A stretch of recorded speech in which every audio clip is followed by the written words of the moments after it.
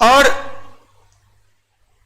इस अध्याय को पढ़ाने के लिए, सिंधु घाटी की सभ्यता का सिनेमा दिखलाने के लिए 3 सूत्र मैं दूंगा, जिसमें जो क्वेश्चन एग्जामिनेशन में पूछा जाता है मुख्य रूप से, जो आपको कंफ्यूजन पैदा करता है, किस स्थल की खोज किसने की, इसमें कंफ्यूजन आ जाता है। कौन स्थल किस नदी के किनारे था, इसमें कंफ्यूजन आ जाता है। और सबसे ज्यादा कंफ्यूजन आता है किस स्थल से क्या क्या प्राप्त हुआ है। यह सब ऐसा नीरस टॉपिक है, नीरस, जिसमें मजा नहीं आ सकता है, लेकिन मैंने इसे सूत्र में बांध, इसमें राजा की कहानी तो है नहीं कि राजा की कहानी सुनाई जाए, तो इसको मैंने रोचक बनाने के लिए मैंने इसे सूत्र में बांध दिया है, इसे 3 फॉर्मूला में बांध दिया है। इसके अलावा सिंधु घाटी सभ्यता का मैं कहानी सुना दूंगा आपको, ताकि उस समय का जीवन कैसा था ये पता चल जाए आपको, ठीक है। और बाकी चीज पीडीएफ से आप देख लीजिएगा। पीडीएफ आप देखते हैं या नहीं? अगर नहीं देखिएगा तो क्वेश्चन छूट जाया करेगा। मैं रोज इस बात को रिपीट कर देता हूं कि अगर पीडीएफ नहीं देखते हैं तो क्वेश्चन छूट जाया करेगा, ठीक है। तो सबसे पहले कहानी सुना दूं या सूत्र बतला दूं? सूत्र वाला हाथ उठाइए।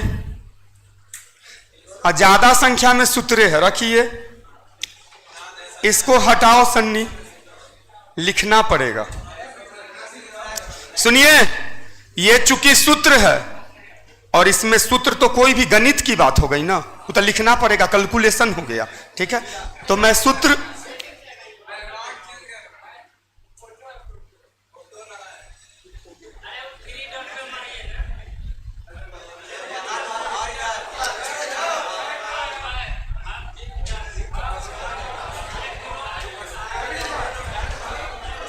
मैं ऐसा भी कर सकता हूं कि मुझे तो वो याद है, लिख दें, सूत्र लिख दें। दोनों चीज आज ही बतलाऊंगा, ठीक है। तो इस अध्याय को मैं खत्म करूंगा, पहले कहानी ही बतला दें, तब तक तुम इसको उड़ाओ, ठीक है। चलिए, सिंधु का एहेलाई अट्टम बट्टम से हमको नफरत है। हमारे जमाना में कोई अट्टम बट्टम नहीं होता था, बिना बात का बोर्ड तोड़।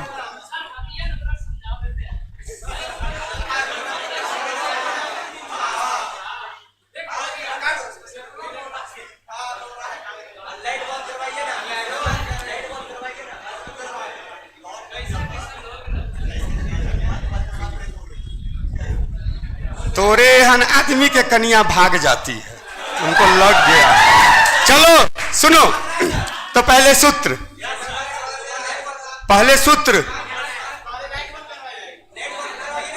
क्या बंद करवा दे? पहले सूत्र तो 3 सूत्र, दोनों तो आज ही पढ़ना है, पहले सूत्र ही पढ़ लीजिए ना।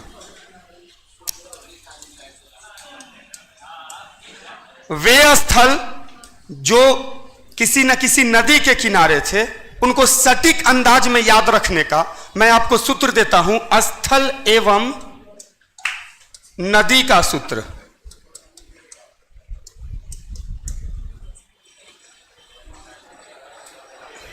स्थल एवं नदी का सूत्र, हमरो लोकासु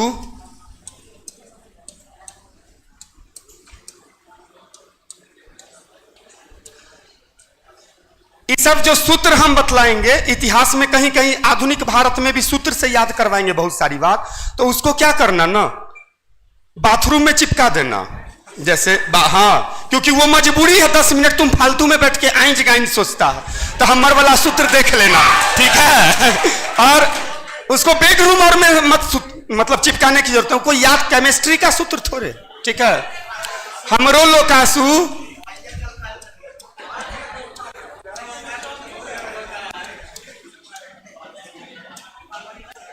राशीस भोगम 2014 और के आसपास हम पढ़ाते थे यहाँ, तो सूत्र कहते थे बच्चा सबको, चिपका देता था और कल हो क्या के सुनाता था। सर आप बहुत अच्छा तरीका बतलाए हैं, दोनों काम एक के बार हो गया, नो डिस्टरबेंस, है ना। तो जान लीजिए, हमरो लोकासु राशीस भोगम ह से हड़प्पा रावी नदी पर है ना। म से मोहनजोदड़ो सिंधु नदी पर है। रो से रो पर सतलज नदी पर है, लो से लोथल भोगवा नदी पर है, का से कालीबंगा घग्घर नदी पर है, असू से सुतकाजिंडोर मकरान समुद्र तट पर है। और कभी कभी क्वेश्चन पूछा है, एक और है दासक नदी, दासक नदी। तब मकरान समुद्र तट अगर ऑप्शन में नहीं रहा तो यह रहेगा दासक नदी। तो दोनों ध्यान में रखना। इसको हम सूत्र में इसलिए नहीं रखे हैं क्योंकि हम लोग शुरू से ही इसी मकरान समुद्र तट, लेकिन यह ध्यान में रख देते हैं बच्चा को कि हो सकता है मकरान समुद्र तट नहीं रहे ऑप्शन में, तो दासक नदी राइट आंसर होगा। इसको मैं आपको 30 सेकेंड का समय देता हूं, उतार लीजिए। ठीक है, उतार लीजिए। हमरो लोकासु स्थल एवं नदी का सूत्र। ठीक है,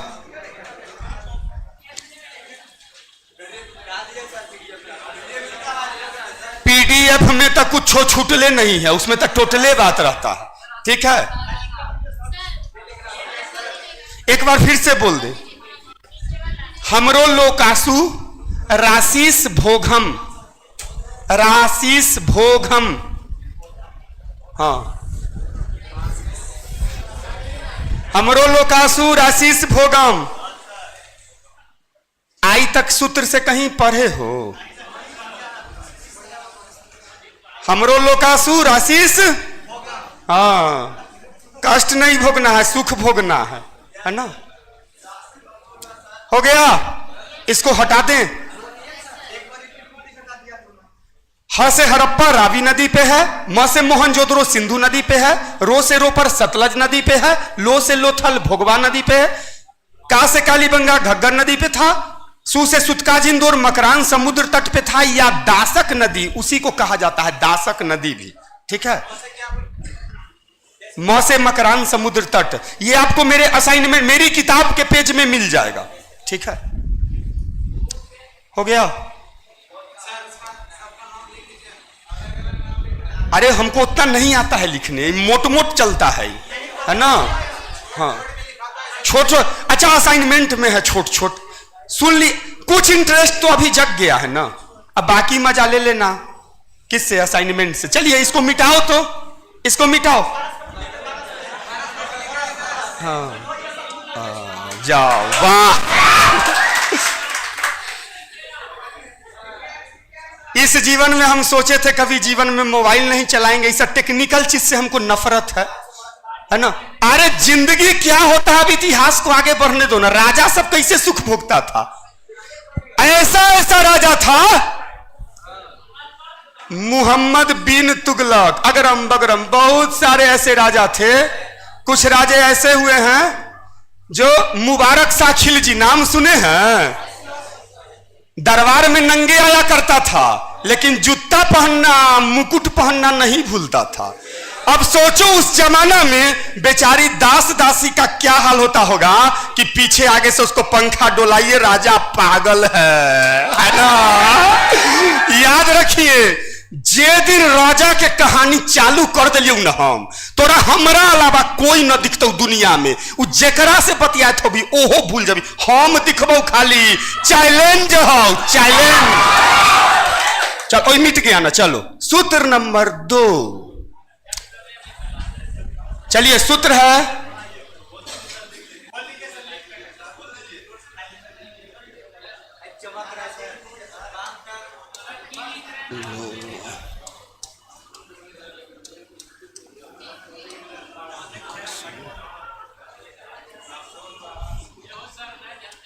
एक काम कीजिएगा, हम सूत्र सिर्फ लिख देते हैं, ठीक है। इसको क्या कीजिएगा ना, आप पीडीएफ में देख लीजिएगा। हम चारों को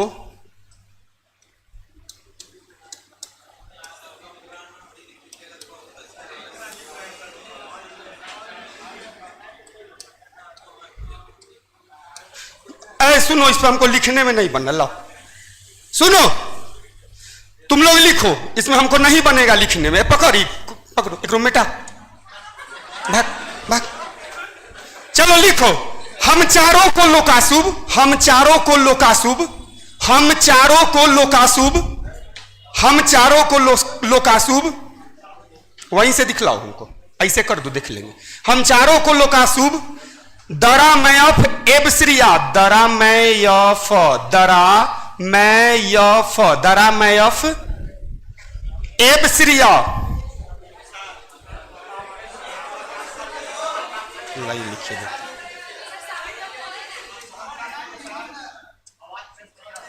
हम चारों को लोकाशुभ, ये याद रखना, ऊपर वाला अक्षर के नीचे हमर वाला एक अक्षर आ जाना चाहिए। दरा मैफ एबश्रिया, एबश्रिया, ये तुमको हो गया किस स्थल की खोज किसने की थी। स्थल एवं उनके खोजकर्ता,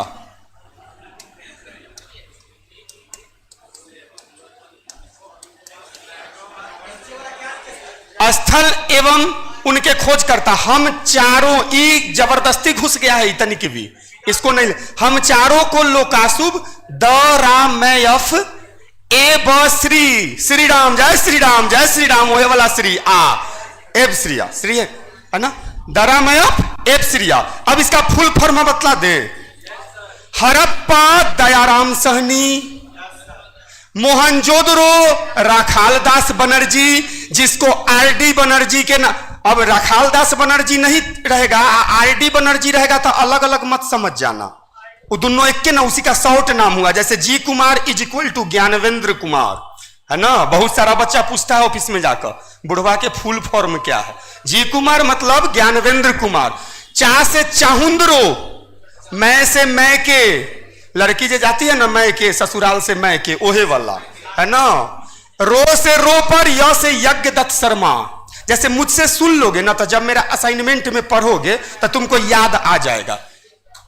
को से कोट दीजिए, फ से फजल अहमद खां, ठीक है, फजल अहमद खां। लो से लोथल, ए से S R Rao, S R Rao. कोस का से कालीबंगा, अब ब से बी के थापर, बी के थापर, मारबऊ झापर, बी के थापर। सु से सुतकोट दा, श्री से श्री जॉर्ज।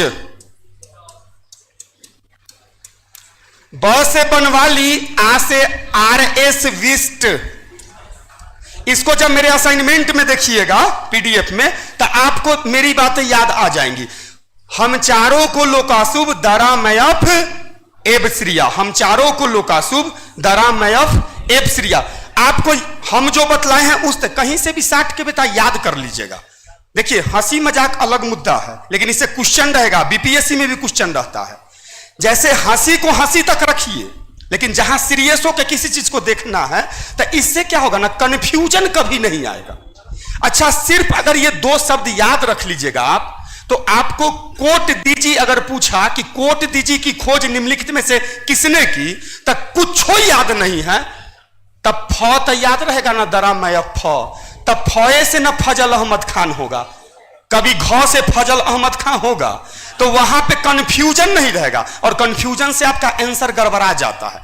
ठीक है, समझ गए बात को। तो ये था आपका सूत्र नंबर 2।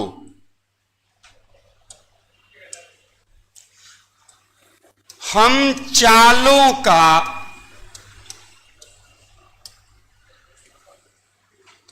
बसकोरो, इसको ऐसे याद रख सकते हैं, हम चारों को बांस करो। हाँ, हम चारों को बस करो, असवब जूह घोकांक, है ना, असवब जूह घोकांक। ठीक है, यह सूत्र नंबर 3 है। हम चालों का बस करो, नहीं मजाक नहीं, हम चालों का बस करो, असवब जूह घोकांक। बस इतना याद रखिएगा कि ऊपर वाला अक्षर नीचे वाला अक्षर के सामने रहे, ये आपको याद करने में कंफर्टेबल रहेगा। ठीक है याद हो गया है।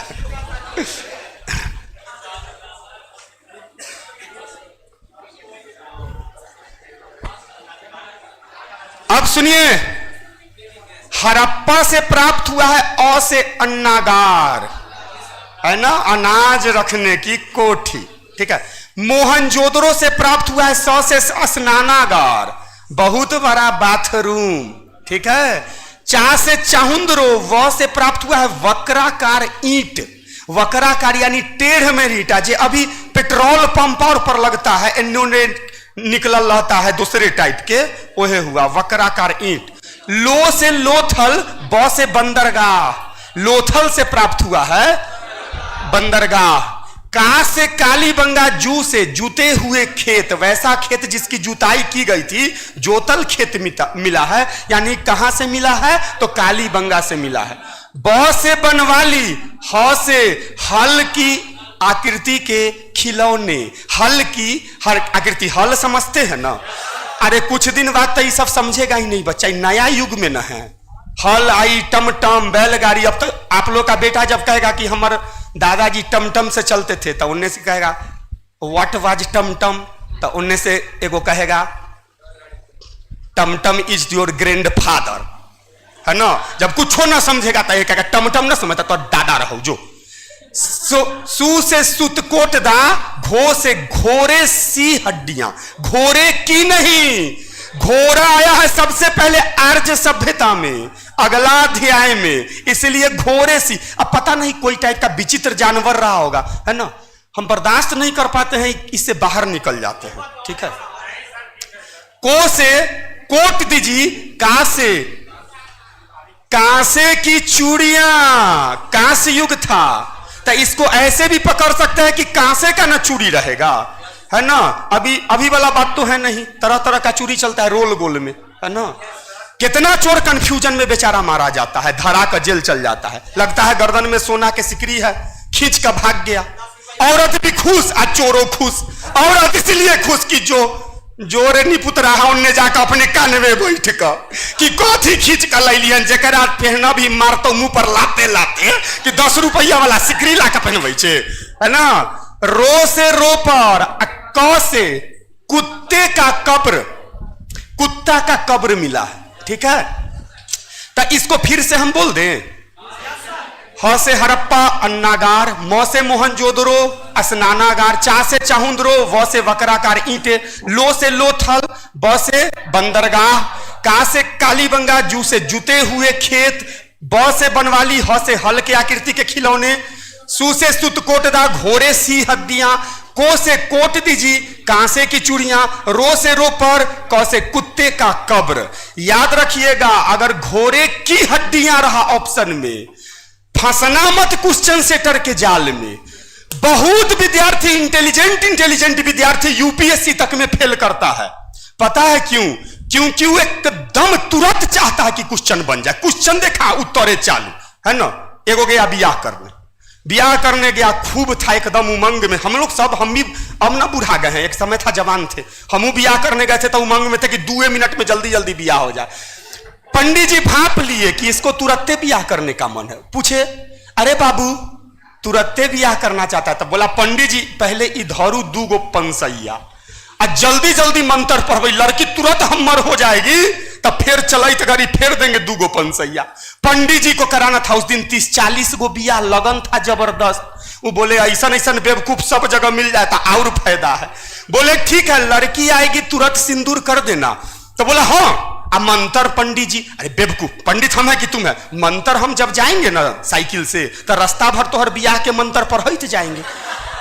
लड़का बोला हमरा क्या, लड़को चलाक था, बोला हमरा कौन मतलब है, हमको तो लड़की मेरी हो जाए इससे मतलब, सर्टिफिकेट से मतलब है, मोहर से, है ना। लड़की आई, गांव और में क्या होता है कि लड़की के साथ उसकी मौसी, फुआ, चाची आती है, लड़की के साथ मौसी आई, गांव का माहौल था, दोनों घूंघट के अंदर थी, पंडित जी मटकी मार दिया कि सिंदूर। अब वो बेहुदा को देखना ना चाहिए था, घूंघट उठा के में लड़की है कि मौसी, हाथ घुसा के कर दिया, मौसी निकली। पहले तो मौसा मन भर लाते लाते मारे, और बाद गांव वाला काहे छोड़ता, सराती मारा से मारा, बरतियों मारा कि रे चोट्टा कहाँ के रे क्या कर दिया रे तुम, जुल्मे ना कर दिया, लड़की के मौसी से बियाह कर लिया। तो धरफर में हॉस्पिटल जब मीडिया पहुंचा तब मीडिया वाला पूछा कि आप तो गए थे बियाह करने, ने चारों खाने चितकाए हैं। बोला आज जिंदगी का सबसे बड़ा सबक सीखे हैं कि हड़बड़ी जिंदगी में चाहे कोई परिस्थिति हो जाए नहीं करनी चाहिए। जैसे प्रश्न आता है निम्नलिखित में से कौन सा एक मुगल वंश का शासक, तो कबीलाहा बच्चा जो है और बाबर है तो है तो संस्थापक होता, रंग दिया बाबर। प्रश्न में है नहीं है। निम्नलिखित में से कौन सा एक मुगल वंश का शासक, अब बना दिया, खूब खुश होके गया डेरा पर, हमर तो रिजल्ट कोई नहीं रोकेगा। और जब वहां जाके देखा तो उल्टा बना के हम चल आए हैं, है ना। तो ऐसा नहीं होना चाहिए, ठीक है। तो एक के बारे में 1 सेकंड लगे आराम से, ठीक है। चलिए अब चलते हैं कहानी की दुनिया में, ठीक है। अब चलते हैं हम लोग सिंधु घाटी सभ्यता की कहानी की दुनिया में। तो 5 नाम जान लो सिंधु घाटी की सभ्यता को। सिंधु घाटी की सभ्यता क्यों कहा जाता है?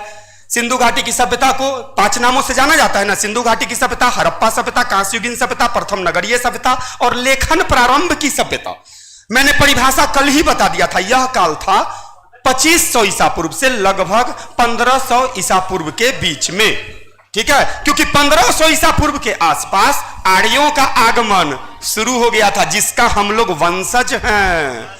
आर्य मतलब श्रेष्ठ, हम लोग श्रेष्ठ जाति के वंशज हैं। मानवों में जो श्रेष्ठ थे उनकी जब कहानी कल से शुरू होगी तो आएंगे भीष्म पितामह, अर्जुन, कर्ण, भगवान कृष्ण, सब ओहे में 5 मिनट में आ जाएंगे, ठीक है। तो उनकी कहानी कल है। आज है सिंधु घाटी की सभ्यता। सिंधु घाटी की सभ्यता को सिंधु घाटी की सभ्यता इसलिए कहा जाता है क्योंकि ये जो मैसेज सब करता है ना, एक रात पते नहीं है कि एक 9 बजे कुछ बोले उले, है ना।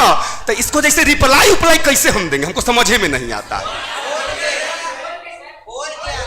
जैसे बोलेंगे कि अरे इसका मतलब सुन रहा है सब, अरे सही में तुम लोग सुन रहा है, सॉरी। चलिए अब जान लीजिए, चलते। मैं दुनिया का सबसे खुशनसीब इंसान हूं, काहे कि टेक्नोलॉजी से दूर हूं, डिकचिक से दूर हूं, आराम से जीता हूं, आराम से दास दासियों के साथ रहता हूं, आराम से परिवार के साथ सुंदर जीवन जीता हूं। जूता खोलना है आती है, कर्मचारी हमारी थोड़ा खोल दो बेटा, लाइए सर खोल देते हैं। इन सुख भोगो तो इन सेंट मार ले आजकल के लड़का बुढ़वा सब मोबाइल इतना बोलेगा हाँ बहुत स्टैंडर्ड में, हाँ कैसे हैं, अच्छे। मने मने रोते रहता है, हमर तो जिंदगी झंड है, कैसे हैं जिंदगी झंड है ना। चलिए चलते हैं।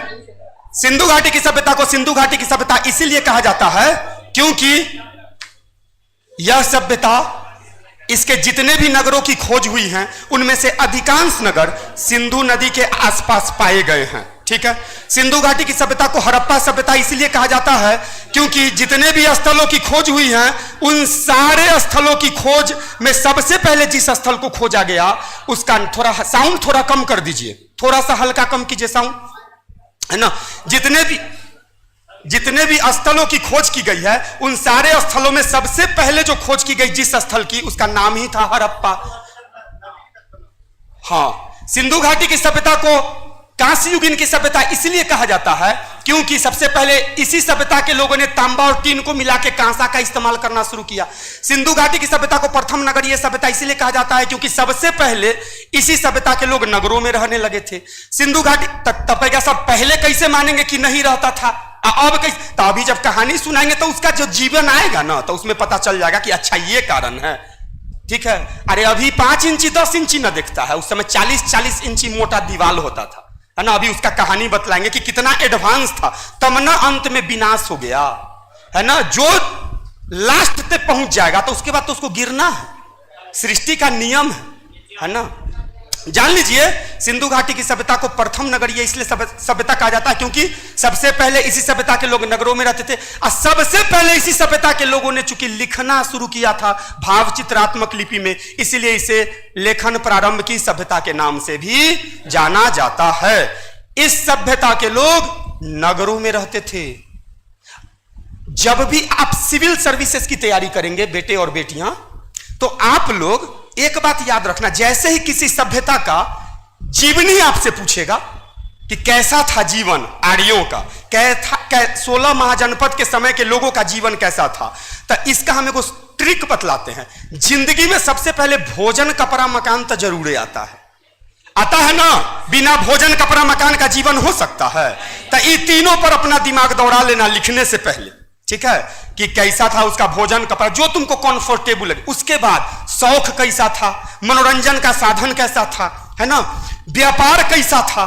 ये सब चीज पर जब तुम लिखोगे तो कमो नॉलेज है तुमको तो संतुष्ट करने लायक लिख दोगे।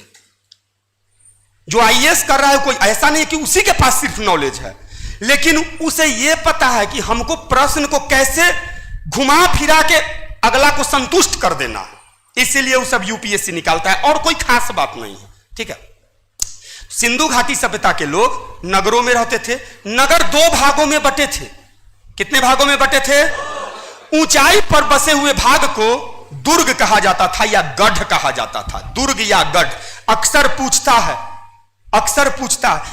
कुछ बच्चे का कमेंट आया था कि सर जैसे आप पढ़ा तो देते हैं लेकिन इनमें पॉइंट बा कौन है, कि पॉइंट बा कौन है, तो असाइनमेंट से क्या काम आप कीजिएगा, वो है ना कीजिएगा।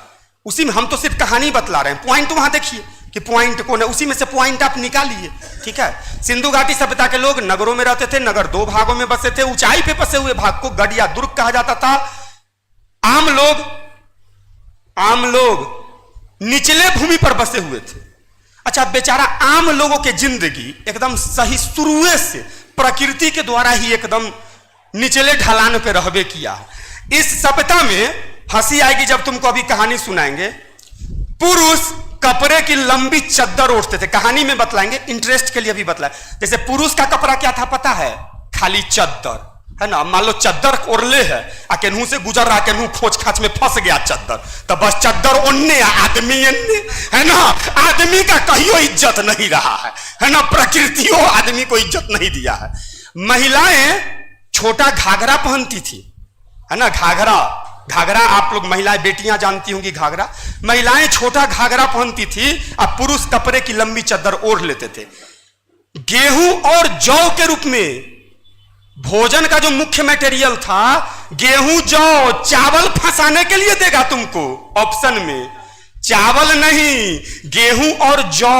और जौ का इस्तेमाल चूंकि सबसे पहले किया गया था, शुरू में ही खेती की शुरुआत होने, इसलिए आज तक उसको पवित्र अन्न का आपको दिया जाता है दर्जा। और पूजा पाठ में, अच्छा पूजा पाठ में किसी को देखते हो कि गेहूं लाके करता है, जय भगवान विष्णु ले 4-5 को छीट दिया, उसमें जौ छीटा जाता है। जौ को इसलिए पवित्र माना जाता है क्योंकि जौ सबसे पहले जो आएगा वो पवित्र माना ही जाएगा। बर्तन में तांबा सबसे पहले आया, तांबा अभी भी पवित्र है, उनके पूजा में हम लोग इस्तेमाल करते हैं, है ना। तो समझ लीजिए गेहूं और जौ का इस्तेमाल। अब जैसे हम कहानी सुना रहे हैं, अब यह प्रश्न अगर तुमको परीक्षा में पूछा जाएगा, अब तुम कहोगे सर आप तो कहानी सुनाए थे लेकिन ये अलग से नहीं बताए थे इतना तीर्क बना के कि गेहूं और जौ, तो वो आपका काम है ना। असाइनमेंट में देखिए, कहानी से निकाल लीजिए उसको। गेहूं और जौ का इस्तेमाल किया जाता था। मकान ईंट के बने होते थे। ताम्रपाषाण काल में झोपड़ी बनल था। साधारण आदमी का गोल झोपड़ी, स्पेशल आदमी का आयताकार, ठीक है। लेकिन सिंधु घाटी सभ्यता में ईंट के मकान बने होते थे, मोटी मोटी पिलर वाला ईंटा का मकान। अभी तो सीमेंट का पिलर होता है, मोटा मोटा पिलर वाला मकान बनाया जाता था। और आपको जान के बहुत आश्चर्य होगा, खिड़कियां कम होती थी मकान में लेकिन दरवाजे ज्यादा हुआ करते थे। कुछ इतिहासकारों ने इस पर चुटकी लिया है कि इस जमाने की महिलाएं थोड़ा सा रंगरसिया टाइप की थी कि दरवाजा घर में ज्यादा होता था, उसका कारण इसी से जोड़ दिया है। इनने से आओ, हस्बैंड आए तो उनने से तुम निकल जाओ, दरवाजा इतना न रहता था, इनने आओ उनने से निकल जाओ, है ना। खिड़की कम रहता था, खिड़की से तो कूदे में तनी टाइम लगता है ना, तो खिड़की कम रहता था, दरवाजा अधिक रहता था। सुनिए, मकान में स्नान घर, बाथरूम मकान के अलग हिस्से में हुआ करता था। आज हम लोग कहते हैं बाथरूम अलग रहे, बुर्बक कहां के। सिंधु घाटी सभ्यता वाला अलगे बनाता था, ओहे में सूतता नहीं था, उसका भी बाथरूम अलग रहता था, ठीक है। मकान के अलग हिस्से में स्नान घर बनाया जाता था। स्नान घर की नालियां सड़कों के किनारे चलने वाली नालियों से मिली होती थी। आज लोग कहता हमें स्टैंडर्ड है, तो ऊ कथी कम स्टैंडर्ड था। बहुत कम में घर होगा जेकर स्नान घर के नाली सड़क के किनारे चलने वाली नाली से। बताओ ना कितना के घर में ऐसा है सिस्टम जी, जो उसका बाथरूम का नाली सड़क के किनारे चलने वाली। यहाँ तो नाली रहबे नहीं करता है सड़क पर, सरकार की कृपा से। अगर कभी कभी रहा तो उमे कभी भैंसी कुदुक के तोड़ देता है, और कभी कभी नाली का जो स्लेब होता है ओकरा ले जाकर कोई अपन यूज कर जाता है। आ सड़क के तक काट काट के उमा है पाइप का रास्ता बनाइए लेता है लोग। ठीक है, कहने में कोई हर्ज नहीं है कि जैसन सरकार है देश का, पब्लिको ओहने। ठीक है, जैसन खोजला हो राम ओहने मिलियो हो हनुमान। ठीक है, तो जान लीजिए सिंधु घाटी सभ्यता की यह खासियत थी कि सिंधु घाटी सभ्यता के लोगों के घर के बाथरूम की नाली सड़कों के किनारे चलने वाली नालियों से मिली होती थी। सड़कें एहन सड़क न रही जेहन अपना उड़ के है। इतनी गो बुचनी गो सड़क, उनने से 3 गो आ रहा, 2 गो टकरा गए, इनने से उनने जाने वाला, उनने से उनने जाने वाला। ऐसा नहीं था। सड़कें 10 मीटर तक चौड़ी हुआ करती थी। 10 मीटर नाप का देखना, आज के ग्रैंड ट्रंक रोड के लगभग बराबर हो जाएगा, जीटी रोड के बराबर। सड़कें 10 मीटर तक चौड़ी हुआ करती थी। और आज के युग के इंजीनियर को हम संदेश देना चाहते हैं कि उस जमाने की सड़कें एक दूसरे को समकोण पर काटा करती थी। गणित तो हमारा 9 बैठो बूझे, लेकिन समकोण तो तुम लोग समझता होगा। कैसन टेक्निकल सड़क बनाता था कि मोड़ पर एक दूसरे को समकोण पर काटा करती थी। गजब, हैरत नहीं होता ये बात सुन के कि मतलब समकोण पे सड़क। अच्छा, कौन सड़क समकोण पर अपने देश में जल्दी काटे हुए है? उनने से आता है ना करे, उनने से और ना करे तक काट करने में गसक जाता है ना। समकोण पर नहीं काटा रहता है, सड़कें समकोण पर काटा करती थी एक दूसरे को। इससे आगे चलते हैं। लोगों का जीवन शहरी तो था ही, रंग ढंग स्टाइलिश था, और लड़कियां गुड़ियाओं से खेला करती थी। अब हम अखनी का कहानी नहीं बता रहे हैं, अखनी मोबाइलों से खेला करती है ना। तो उस जमाना में आप सुनो, लड़कियां ही नहीं, लड़की तो खैर मैं सैल्यूट करता हूं इस जात को। मैं जिंदगी में अगर सबसे अधिक किसी का फैन हूं तो स्त्री जात का फैन हूं। और मैं चैलेंज करता हूं कि इस जात का ना जितना धन्यवाद किया जाए सृष्टि में, भगवान भी जितना धन्यवाद वो कम में है, क्योंकि इस जात से बढ़िया जात इस सृष्टि में कुछ हो ही नहीं सकता है। लेकिन बहुत सारे लोग कमेंट करते हैं लड़की पर, लेकिन मैं जानता हूं लड़की का दिल सबसे अच्छा होता है। मैं जानता हूं इस बात को। अरे लोग कहता है हमरा सीता नहीं मिलती है, तरिया भगला तू राम है रे। भर दिन उन्ने वाला फोन काट के उन्ने से बतियाता है और खोजता है सीता, तो तोरो उन्ने मिलता हूं शौचाली। उन्ने तू गेली कि इन्ने ने फोन लगाता हूं, गेलो दुल्हा आजा आजा, है ना। याद रखिएगा, मैं सीधा बात जानता हूं, मैं सीधी सी। अच्छा, आप सब तो जीवन में सक्सेस होना चाहते हैं। जिंदगी में सदा नारी का सम्मान करो। तुमको सक्सेस होने से ब्रह्मा विष्णु महेश का बाप नहीं बचा लेगा। नारी का हमेशा सम्मान करो, कभी उसका अपमान नहीं करो। नारी सही में नारायणी है। हम नारी, जिस दिन से मेरी बेटी का जन्म हुआ ना, रे पैसा तो साला कहां से चलाता है हमारा पास। ऐसा ना कि इनकम टैक्स वाला के तू यार भेज देना, है ना। कहां से चलाता है पते नहीं चलता है। हाँ एकदम। और जो भी इस बात को गलत अर्थ में समझता है वो दरिद्राहा रह जाएगा। जेकरा बेटी ना है वो ज्यादातर दरिद्रे है। ओकरा रोटी नहीं मिलता, ओकरा रोटी नहीं मिलता। हमार पत्नी को हमारा 2:51 भोर में उठने का आदत है। कहियो खाना बना के 2:51 पे नहीं दी है आज तक जिंदगी में। पत्नी के साथ रहते हैं तब बेटी पैदा हुई है, लेकिन वो बेटी जो 10-11 साल की है, 2:51 में मैं जगता हूं तो 3:30 बजे भोर तक नाश्ता सामने में रख देती है और कहती है पप्पा आप हमको काहे नहीं जगाते हैं, कहीं हम किसी दिन सूतल रह गए, आप बिना नाश्ता के चले गए तब। इसीलिए इस जाति को, कोटि कोटि नारी जाति को मेरा प्रणाम है, जी कुमार का प्रणाम, जान लीजिए। और स्त्री जात का अपमान करके या उस पर कमेंट करके अगर कोई चाहता है कि हम आगे बढ़ रहे हैं तो टिकाऊ आगे नहीं बढ़ेगा। याद रखना, स्त्री का शराब बड़ा तगड़ा होता है। स्त्री एक दागर कुहुक के कह दी ना, हे रौना मैया एकरा उठा लिया तो उठ जाओगे। याद रखना, रौना माई से डायरेक्ट लोग का कनेक्शन होता है, ठीक है। एहला स्त्री का कभी अपमान मत करो। चलो इससे आगे चलते हैं। अब हो गया, अब इससे आगे आई हमरा कितना पुरुष गरिया तो रात का से हम न जानियो। ये तो हम शुक्र मनाओ कि कमेंट देखने नहीं आता है हमको। गरियो हम तो देखबे न करे, गरियो जितना गरिया तो गरियो, है ना। 6 महीना के अंदर, 6 महीना के अंदर भारत के विद्यार्थी को सिर्फ जी कुमार दिखाई देगा। मेरे अंदर अगर ऐसा टैलेंट है, सीना ठोक के कहते हैं हम ही देखबो, तोरा हम ही दिखाई पड़बो, पूरा भारत के बच्चा के हम ही दिखाई पड़बो। हमरा में टैलेंट है और जबरदस्त है। एकरा हम घमंड नहीं कहते, मेरा स्वाभिमान है। और स्त्री के प्रति जो सम्मान है मेरा, इसी कारण हमें दिव्य शक्तियां भी मिली हुई है ना, कि हम आगे बढ़ते चल जाएंगे। हमरा से जौरे वाला धरती के नीचे धंसते चल जाएगा। याद रखना तुम।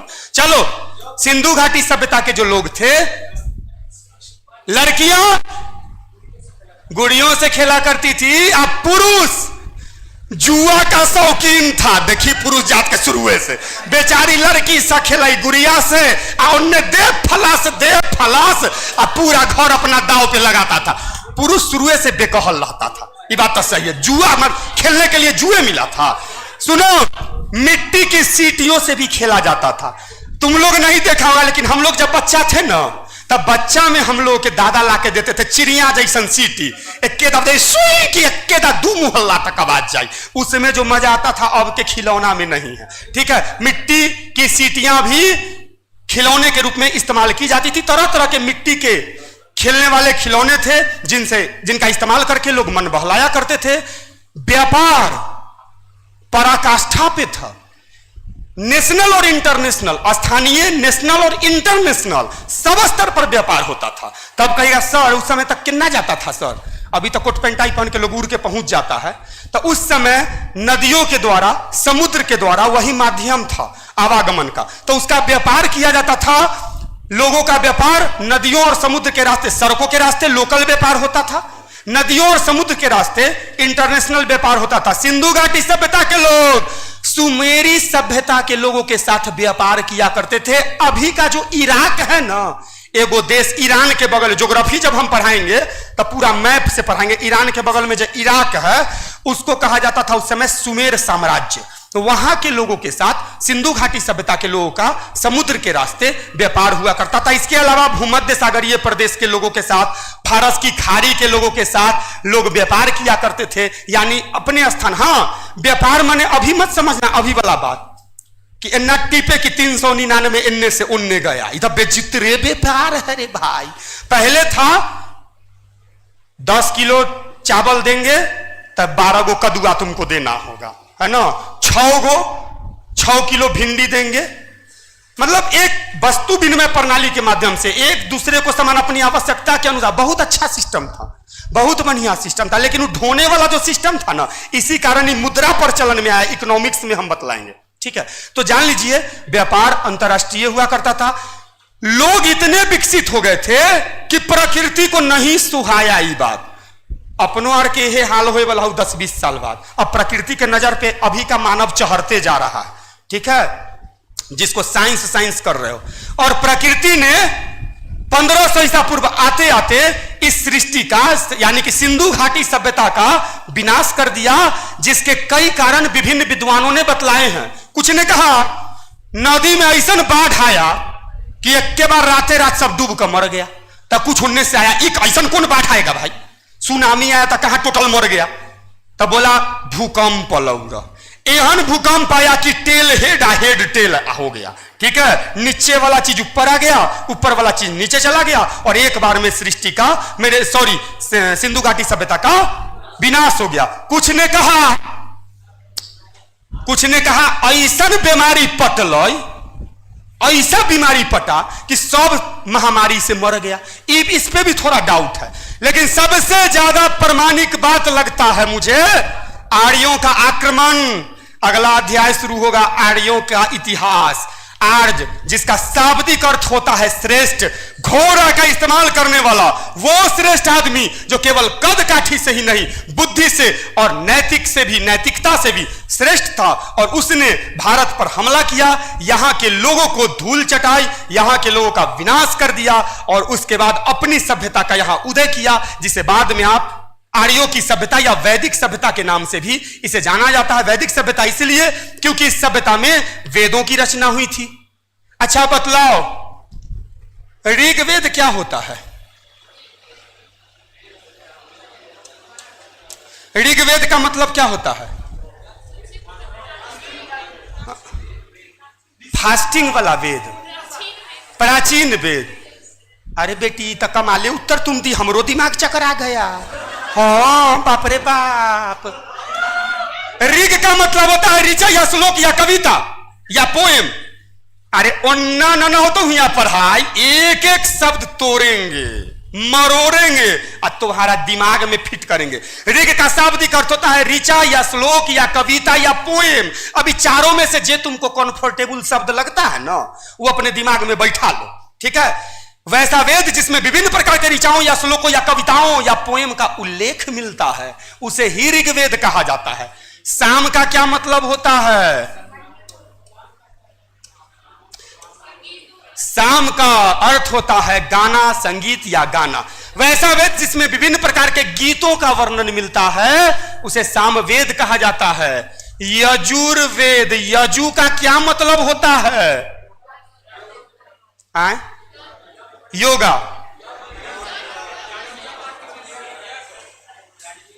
सुनिए, यजु का शाब्दिक अर्थ होता है यज्ञ।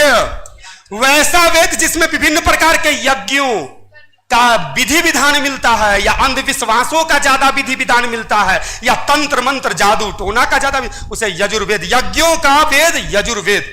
अथर्ववेद, अथर्व का शाब्दिक अर्थ होता है जादू टोना या तंत्र मंत्र, अर्थात वैसा वेद जिसमें विभिन्न प्रकार के जादू टोना या तंत्र मंत्र का उल्लेख मिलता है, उसे अथर्व वेद कहा जाता है, ठीक है। लालू यादव इसी में आएगा। कथी बोल रहे हो? डायन वन,